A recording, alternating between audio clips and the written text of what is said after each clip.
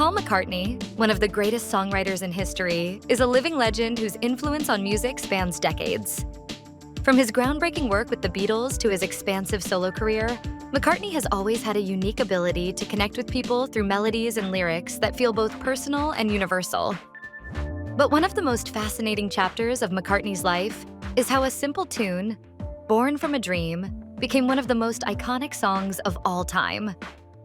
In 1964, during the Beatles' meteoric rise, McCartney woke up one morning in his London home with a melody in his head. He rushed to his piano and began playing the tune, worried it might belong to someone else. "I thought, this is too perfect. Surely I must have heard it somewhere," he later recalled. For weeks, he played the melody for friends, family, and bandmates, asking if they recognized it. No one did. Realizing it was his own creation, McCartney began writing lyrics to accompany the hauntingly beautiful tune. The song became Yesterday, a melancholic ballad about love and loss. Unlike the upbeat rock and roll songs that had defined the Beatles up to that point, Yesterday was deeply introspective, featuring only McCartney's voice and an acoustic guitar, accompanied by a string quartet. When the song was released in 1965 as part of Help, it marked a turning point for the Beatles, showcasing their evolution from a pop sensation to serious, innovative artists. Yesterday went on to become one of the most covered songs in music history, with over 2,200 recorded versions by artists from around the world.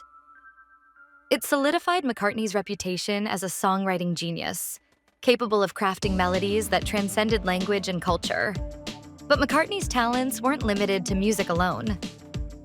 In 1967, McCartney spearheaded the concept for Sgt. Pepper's Lonely Hearts Club Band, the Beatles' groundbreaking album that revolutionized popular music. He envisioned the band taking on alter egos, freeing them to explore new sounds and ideas. The album was a cultural phenomenon, blending rock, classical, and experimental music into a seamless masterpiece. McCartney's vision and creativity were instrumental in its success, earning the Beatles a Grammy for Album of the Year. Beyond his musical achievements, McCartney's life has been defined by resilience and a commitment to spreading positivity. When the Beatles disbanded in 1970, McCartney faced criticism and doubts about his ability to succeed as a solo artist. Undeterred, he formed Wings with his wife Linda, and went on to produce hits like Band on the Run and Live and Let Die. He proved that his talent and determination could thrive even outside the shadow of the Beatles.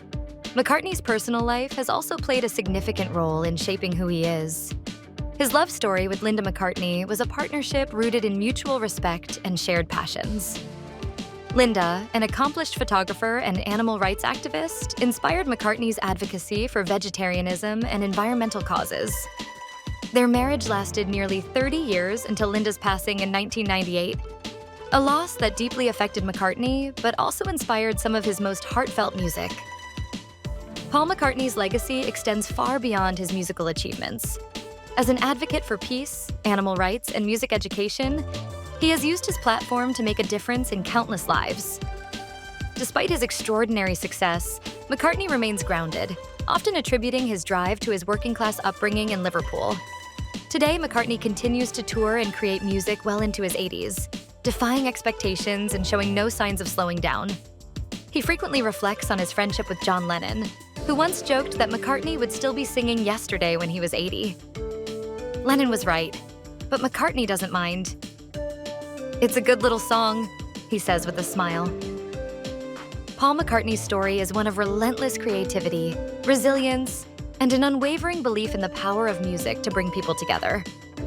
Whether with the Beatles, Wings, or as a solo artist, McCartney has always found a way to turn personal moments into universal anthems.